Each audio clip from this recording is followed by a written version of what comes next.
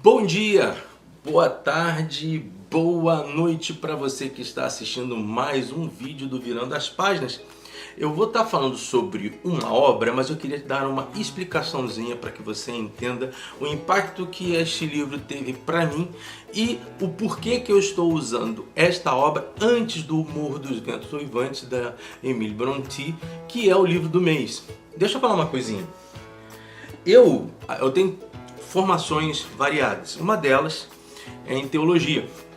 Eu estudei no Seminário Presbiteriano do Rio de Janeiro durante um bom tempo e tive a formação teológica, e um dos professores que ministravam as aulas para nós no Novo Testamento era o reverendo Carlos Alberto Chaves Fernandes, que se tornou um amigo de todos nós. Ele veio a falecer muito cedo e a gente sempre sentia falta, e sempre sentiu falta da presença dele, porque ele era um ótimo conselheiro e um grande amigo, de uma humildade intensa, de uma visão de mundo muito especial, um cara que se preocupava com a sociedade, se preocupava e dizia de situações que hoje estão acontecendo aqui, agora, nas nossas relações. E ele era uma pessoa bastante sensível. A morte dele deixou um vazio em muitos de nós. Existia um livro chamado O Ser Cristão, do Hans Kung. É um livro da década de 70, abordando justamente a geopolítica, as situações sociais e os contornos das diplomacias, além das estruturas e formações de sociedade de época. E ele era um teólogo católico que faleceu agora há pouco tempo. E é um livro muito intenso de análise que parece estar analisando os dias de hoje. Este livro aqui, O Ser Cristão, do Hans Kung, certo? Eu entrei, é um livro difícil de achar, então eu entrei num site, a Estante Virtual, que é um site que tem uma rede de sebos, e fiz a solicitação desse livro. Esse livro, em média, hoje, gente, custa entre 250 a 400 reais, até mais, por conta de ser um livro muito difícil de ser achado e com um conteúdo espetacular, inigualável, ímpar. Apareceu para mim um desses livros a 68 reais. Eu não pensei duas vezes e comprei. Vinha dizendo na descrição da obra, não só o conteúdo, como estava o livro, e dizia que tinha alguns pequenos rasgos e anotações nos primeiros 22, 3, 4 capítulos do livro. Bom, qual foi a minha surpresa quando esse livro chegou nas minhas mãos e o seu dono era justamente o meu querido, amado amigo, professor Carlos Alberto. O grande time desse livro é que eu não estou lendo só o Hans Kung, eu estou lendo também e conversando também com o Carlos Alberto. E todas as anotações do Carlos Alberto me soam não como uma leitura, mas como uma audiência. É como se eu estivesse ouvindo o Beto, que era o nome mais proposto por todos nós em relação a ele, e essas anotações aqui, até hoje, falam comigo.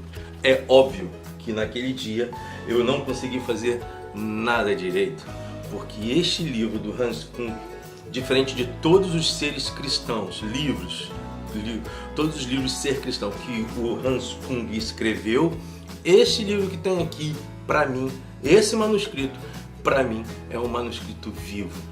Eu não estou lendo, eu estou conversando com o autor e com o meu amigo Beto. Por que eu falei isso para vocês? Porque o que vai preceder então o nosso papo do livro do mês, que é sobre o Morro dos Ventos Uivantes da Emile Brontë, é esse livro aqui, ó. Os Manuscritos Perdidos de Charlotte Brontë. Um livraço. Se você já leu as obras tanto da Charlotte Brontë, como da Emile Brontë, como da Anne Brontë, eu sugiro que você leia este livro. Vai dar um tratamento mais estético e um conteúdo muito mais profundo do entendimento do porquê de cada uma dessas obras terem sido escritas e porquê que elas são tão fabulosas, principalmente o Morro dos Ventos Uivantes, que para mim é melhor do que Jane Eyre da Charlotte, né? Eu acho que o texto da Emily Brontë é um texto impactante até por conta do período em que ela está vivendo. Bom, isto posto, este livro tem muita similaridade com esta história que eu tenho do Hans Kung, porque o que você tem aqui? Você tem a descrição deste tratado de um certo escrito que fazia parte da leitura da mãe dos Brontë, da Maria, né, da Maria Bramwell, é o The Remains of Henry Kierkegaard, os remanescentes de Henry Kierkegaard, que é um poeta da virada do século XVIII para o XIX, que vai influenciar muito a vida da mãe dos Brontë, que vai ser carregado de uma história espetacular, porque a Maria ela morava na Cornualha, Maria Bramwell, que pode ser também considerada Maria Brontë sem problema algum, porque ela vai se casar com Patrick Brontë lá na região do Yorkshire, né? Então lá em Howard, quando depois eles vão morar, ali tem todo um conteúdo e tem todo o ambiente de formação de todos os romances e influências poéticas que tanto a Charlotte como principalmente a Charlotte, a Anne e a Emily tiveram. O Bramwell, que também é um dos irmãos, vai ser na verdade o segundo irmão vivo entre essas meninas. Ele vai traduzir esses aspectos muito mais para sua sensibilidade nas artes plásticas. Ele era um grande pintor, mas infelizmente não teve as mesmas oportunidades, eu não diria, mas a mesma fama que essas três irmãs acabaram por ter e que também não tiveram imediatamente. Mas este livro aqui, gente, ele é direcionado pela Sociedade Brontë Internacional, onde a Judy Dent, que é a presidente da instituição. Se você não sabe quem é Judy Dent é uma artista que fez várias obras, o selo 007 está com ela, Victoria Abdul, ela faz parte do elenco, ganhou o Oscar, ganhou prêmios BAFTA, fez o filme Filomena e tantas outras obras, inclusive vai trabalhar no filme Jane Eyre, que é justamente a chegada do romance da Charlotte Brontë nos telões. Então ela tem uma aderência muito forte com relação a todo o objeto e conteúdo, tanto desse escrito, desse manuscrito, como dos fenômenos que concorreram para que a família Brontë estivesse cercada e acompanhada diretamente por esse tipo de trabalho, por este impacto, por essa obra do Kierkegaard. Tá certo? Então, primeiro parabenizar muito mesmo a Faro. O livro ele se divide, ele é um livro espetacular, ele tem um tracejo muito interessante, as fotografias e a arte do livro aproximam-nos da realidade dos Brontë naquela primeira metade do século XIX, a visão de pobreza, mas ao mesmo tempo de uma riqueza cultural, o ambiente do sul dos Estados Unidos, da Inglaterra, o que vai fazer com que esse livro sobreviva de forma a estar nas mãos hoje da Sociedade Brontë no século XXI, como ele foi tratado, como ele é utilizado pelas próprias irmãs Brontë, tanto as que estiveram vivas, como as duas primeiras que faleceram de forma muito nova, e a própria Maria, que morreu muito nova, com 35 anos, possivelmente com a questão de um câncer no útero. A morte, e aí a gente já começa por aí na identificação que eu tenho nesse livro, ela é muito bem delineada, né? Então você tem aqui 5 capítulos. Eu gostei muito do capítulo Perdido e Encontrado. A introdução é da presidente, da Edith, mas eu gostei da End This Day, Perdido e Encontrado, que vai fazer mais ou menos uma historieta de como se formou a família Brontë e como este livro chegou à mão de uma forma formidável, né, nas mãos da Mary, que era uma adolescente na Cornualha que teve contato com essa obra no seu início, já não tão adolescente, já jovem, e quando ela vem para o sul da Inglaterra, ela chega na Inglaterra, mas o navio que trazia as suas coisas acabou por naufragar. Tem inclusive a própria fala dela, uma carta que ela manda para o Patrick Brontë, que era um pastor, muitos dizem que é anglicano, mas ele era alguém muito da Loy Church, então ele já estava muito próximo, e acabou por acontecer, de se ingrar pelo metodismo de início do século XIX na Inglaterra. E ela diz o seguinte, ela escreve para o seu futuro marido de seguinte forma: suponho que nunca tenha esperado ser mais rico para mim, mas com pesar lhe informo que estou ainda mais pobre do que imaginava. Eu lhe disse que havia perdido que me enviassem meus livros, roupas e etc. Na noite de sábado, enquanto você escrevia descrevendo seu naufrágio imaginário, eu lia e sentia os efeitos de um naufrágio real. Após receber a carta de minha irmã relatando que o navio no qual despachara minha caixa encalhou no litoral de Devonshire e, em consequência, espatifou-se com a violência do mar, e todos os meus parcos bens, com exceção de muitos poucos itens, foram tragados pelas profundezas. Um dos bens da Maria que foi salvo desse naufrágio por conta de estar dentro de um baú dela foi justamente o The Remains of Henry White. E esta obra acabou sendo editada pelo Robert Southey. Então, este primeiro elemento vai mostrar uma história bastante importante para que você entenda a necessidade desta obra e como ela se torna viva a partir de que todos os entes desta família escreveram algo ou desenharam algo sobre este livro. Inclusive, as poesias da Charlotte Brontë, elas estão ingressas nesse texto.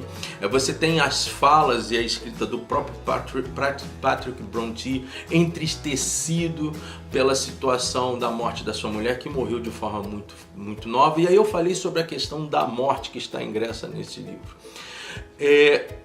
A família Brontë foi uma família afetada pela tragédia. A questão das emoções, do amor e da morte muito próxima, elas fazem com que o pano de fundo de todas as obras das Brontë esteja altamente impactado por elementos como a reunião da família para discutir as histórias, os presentes que eles receberam por conta do seu pai logo depois da morte de sua mãe, que fizeram com que eles tivessem um ambiente lúdico e cada vez mais a formatação de mundos paralelos àqueles que eles viviam, ao mesmo tempo que há uma consolidação das irmãs, dos irmãos em si, de forma muito próxima. Eles também são, como eu digo, impactados pela morte, com a morte das irmãs mais velhas, que vão morrer com 10, 11 anos. O fato da relação que elas têm com as questões religiosas, como o texto do Kierkegaard é inclusive debatido pelo próprio Moody, e todas essas inteirezas das emoções vão dar a cada uma delas uma capacidade um pouco diferente, inclusive dos contextos da tradição vitoriana no campo literário que começava a existir, tá certo? Então este primeiro texto para mim foi muito importante para que você, para mim, assim, eu vejo muito importante para que você tenha uma inteireza das emoções dos Brontë, né? O outro é a arqueologia do livro da Barbara Heritage, é logo o segundo capítulo. Gostei muito dele também, porque ele vai mostrar a história viva desse livro. Eu posso dizer para vocês o seguinte: se existe algum remanescente daquela família que estava lá, este remanescente se chama Remains of Henry White. É o próprio texto. Hoje ele carrega com ele a existência de toda a família. Por isso que eu coloco aqui o exemplo que eu tive de vida com o Ser Cristão do Hans Kung através dos manuscritos anotados do Carlos Alberto. Este processo todo vai ser muito bem trabalhado pela Bárbara Heritage. Ela vai conduzir o fio do pavio literário e vai dar a você uma proximidade incrível. Vou colocar aí também algumas coisas que valem a pena. Existe um filme do Yorkshire TV, da década de 80, que mostra justamente estas concepções. Voltando à questão da morte, o que você vai ter aqui? Você tem então um texto que vai tomar o coração das irmãs remanescentes e mais do irmão. Então ele vai chegar a Anne, vai chegar a Charlotte, vai chegar a Emily e vai chegar ao Bramwell, Patrick Bramwell, né? Inclusive aqui dentro tem um dos quadros mais icônicos da família, que é justamente pintado pelo Patrick Bramwell, as três irmãs mais famosas das Brontë, a Anne, a Charlotte e a Emily, todas elas. Esse processo todo de construção psicossocial, psicoemocional, ele está contido em quase toda a obra, cada qual segundo a pena de uma autora. Nesse segundo capítulo da arqueologia do livro, eu achei especialíssimo para que você me deu a ideia de um livro muito vivo. Até porque lá na frente, o marido da Charlotte, o que acontece? Quando a mãe delas morre, o Patrick Brontë, que é o pai, o patriarca da família, o pastor metodista, ele toma a obra para si, para tomar conta dela, e inclusive ele elementa situações muito dolorosas com relação à morte da própria esposa. Cartas, telegramas de saudade, textos de saudade, linhas dizendo o quanto ela fazia falta, e como ele passa a estimar esse livro como fosse a única presença clara de um fantasma, que é a Mary. Não é à toa que você tem fantasmas no livro da Emily Brontë. E é muito, muito forte tentar destacar o seguinte: você tem uma influência do byronismo, tanto na Emily e muito mais na Charlotte. Só que a Emily Brontë, ela quando vai escrever o Morro dos Ventos Uivantes, eles em 1846, elas escreveram um apanhado de poemas, a Emily e a Charlotte. Inclusive, escritos poéticos da Charlotte estão aqui em comparação também às poéticas do manuscrito, como mostra então uma intensidade e um alinhamento de influências literárias para Charlotte e também influências literárias para a Brontë. O que é então a relação entre Catherine e Heathcliff? Aí é uma visão minha, como se fosse um espelhamento da relação do pai da Brontë, Patrick, com a sua mãe, a Maria Bramwell. O fato é que Maria é tão fantasma como a Catherine é fantasma na hora que toca os braços de Lockwood, arrebentando uma das suas janelas no povoado ou no local onde ele estava vivendo.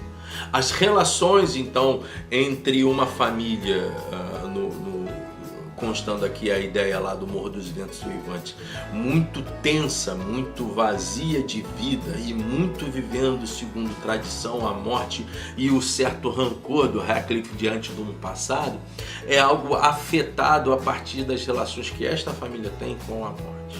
Então, em 1946, já tendo perdido a mãe e já tendo perdido as duas irmãs que morreram indo para um colégio, uma escola, Fulton, doente de uma escola que existia ali a coisa de uma hora de distância de onde eles moravam, o que elas têm? Elas fazem essa idílica poética em 1946, em 1947 estoura os livros, os romances dela. Aliás, elas tinham um pseudônimos, né? Elas têm o mesmo problema, por exemplo, que tinha a Mary Shelley quando escreveu o Frankenstein. A Mary Shelley precisou ter o nome do marido dela, Percy Shelley, ele representando o conteúdo da obra. E inclusive eu vejo muita aderência entre o Morro dos Ventos Uivantes com o Frankenstein de Mary Shelley. As discussões ingressas aos sentimentos, ao amor, a ruptura realista dessa questão do romance em que o amor no final dá tudo certo, e que também é um cultivo dos temas vitorianos que eu gosto muito. O fato é que você sempre acha que vai acontecer o que acaba acontecendo em cada um dos livros de autores da época vitoriana. O Charles Dickens, por exemplo, quando ele escreve David Copperfield, por mais que seja sofrida, o Oliver Twist também, por mais que sejam sofridas essas vidas, você espera mais ou menos um fechamento do ciclo do romance desse homem que vai nos levar a uma certa aceitação disso. E por isso que os livros da Emily Brontë, assim que saíram, não foram muito bem aceitos, porque justamente essa tradição de ter um final muito mais romanceado e sobre uma tundra, né, sobre um ambiente que não era o ambiente da Emily Brontë, era aproveitado, era preferido, aquele ideal romanceado. Muitos tentam, eu também busco fazer comparações com esta obra aqui. Cadê ela? Cadê? Aqui, olha. Muito anterior, obviamente, Romeu e Julieta, do William Shakespeare. A relação de Romeu e Julieta com a morte é uma relação de eternidade juntos. A relação do Heathcliff com a Catherine no campo da morte é a tentativa de reatar o que nunca aconteceu. Então isso era muito problemático para eles. Elas tiveram um pseudônimo e que vai ser fácil de você saber, porque cada nome tem a ver com o princípio, no nome de cada uma das irmãs. Então a Charlotte Brontë é a Corinne Bell, a Emily Brontë é a Alice Bell e a Anne Brontë é a Anton Bell. São esses três codinomes, pseudônimos que vão representar a obra de cada uma delas. Eu pessoalmente gosto mais, apesar de todas as outras duas serem muito boas, Agnes Day da Anne e o Jane Eyre da Charlotte, são muito bons livros, mas eu gosto muito mais da Emily Brontë, até porque me desagradou. Eu gosto porque me desagradou, porque me agitou. Outro capítulo que eu gostei muito, você tem uma visita a Howard, que é a cidade para onde eles foram morar, onde está o local, o grande, o casarão, que não é um casa pequeno, é um casarão, que é numa charneca, nada igual, nada diferente do que é a casa do Heathcliff lá na fazenda do Morro dos Ventos Uivantes, e que tinha uma ventania muito forte no fundo da casa. Ou seja, a Emily Brontë não inventou nada senão aquilo com o qual ela vivia, né, espessamente. Uma visita a Howard unindo fantasia e realidade é um bom capítulo também da Emma Butcher. Todas elas são acadêmicas, formadas em processos literários, arqueólogas, historiadoras. Ótimo livro também. Depois Os Cristais Partidos, Rapazes, Sede de Sangue e Beleza, que foi o que eu gostei menos. E por fim, da Anne Mary Richardson, Reinventando o Céu. É para mim o fechamento do livro, espetacular, violento, né? Como eu dizia para vocês, elas criaram um poema em 46. Em 47, as três lançaram os seus livros. Em 48, a tuberculose retorna para todas elas, a mesma tuberculose que havia levado as suas irmãs e a sua tia, que acabou sendo a mãe na falta da mãe, né? Vai levar a Emily e em parte vai levar o Bram, mas só que o Bram tinha um problema sério. O Bram ele era viciado em laudão e também por conta disso ele teve uma facilidade maior de ser atingido pela tuberculose. A Charlotte Brontë vai morrer em 1855, já casada, com um Bell que vai, o Arthur Bell, que vai tomar conta do manuscrito depois da morte do Patrick Brontë, que é o pai, que é o senhor da família. E esse livro depois ele vai ser passado para um colecionador norte-americano e depois de quase um século, mais de um século, ele é recuperado pela Fundação Brontë Internacional. A Charlotte Brontë morre em 1855 com um problema sério de gravidez. Ou seja, essa família vivenciou um contorno de vidas rápidas, de um texto que vai unificar todas as relações e vai fazer parte de um núcleo de diálogo, vai viver uns processos de amor e perda muito fortes e foi capaz de, em pouco tempo, construir obras que nós lemos até hoje. Por isso que eu digo, vale a pena você ler os manuscritos perdidos. Peço a você que esteja lendo esse livro antes mesmo, bem antes de pensar em ler qualquer um dos livros das Brontë, que você vai ter então uma visão diferente do mundo e do conteúdo que elas estavam imersas ao escrever cada uma das suas obras. Sensacional, proponho a você ler os 5 capítulos, uma obra maravilhosa da editora Faro, impressionante como o livro foi bem feito, impressionante como ele foi bem cuidadoso, impressionante como você começa a ler o livro num dia e só termina de lê-lo, só termina de parar de ler no fim. Vale a pena. Charlotte Brontë, Os Manuscritos Perdidos, uma série de colaborações de pessoas de muita capacidade que nos deram um presentão. Semana que vem nós vamos mergulhar na Emily Brontë e o Morro dos Ventos Uivantes. Vai ficar muito mais legal, muito mais claro de debater esse livro com vocês. Tá certo? Gente, curte o canal, participa com a gente, preciso de vocês. Nós estamos tendo ingresso de pessoas do jeito que eu gosto, não é aquela coisa potencialmente digital, aquela coisa ultra popular. Pelo contrário, é aquele pingado de pessoas sinceras que querem estar participando e debatendo e entendendo e trocando ideias sobre literatura. Vale a pena para você estar lendo, procurando estas obras e consumindo elas, inclusive consumindo no sentido literário. A Penguin tem os 3 livros das irmãs e eu acho que para uma edição, ela não chega a ser um pocket book, né? Mas esse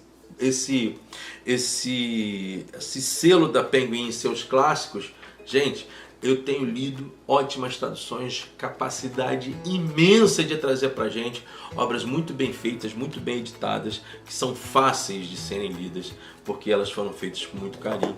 Parabéns à Faro Editorial, parabéns à nossa querida Penguin e parabéns para você e para todos nós que estamos perto da literatura. Como eu sempre digo, supere-se, aprenda mais. Ler é bom, virando as páginas.